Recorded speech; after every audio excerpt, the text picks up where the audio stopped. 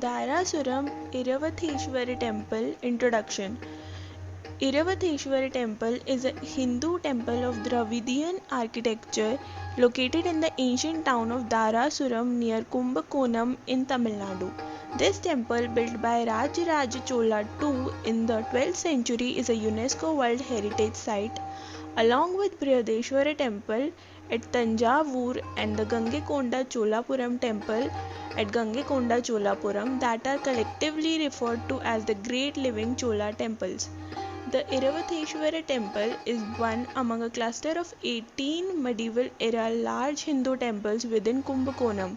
The temple is dedicated to Lord Shiva. It also reverentially displays Vaishnavism and Shaktism traditions of Hinduism, along with the legends associated with Nainars, who were the Bhakti movement saints of Shaivism. The temple is a true embodiment of art and architecture. Conceived and constructed by ingenious craftsmen, the temple is a reflection of poetry in stone. It is often called a sculptor's dream come true. Its architectural style, creative designing, and real sculptural carvings are what makes it so unique. It is any wonder that this temple attracts hordes of visitors, travelers, and pilgrims towards it from all four corners of the planet.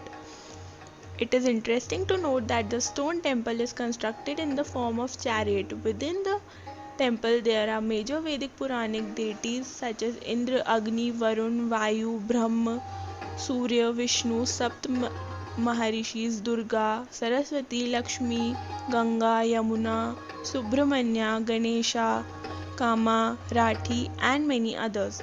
Shiva's consort goddess Parvati has a shrine dedicated to her called the Piriyanayaki Amman temple. This is a detached temple situated to the north of the Iravatheshwara temple. This might have been a part of the main temple when the outer courts were complete.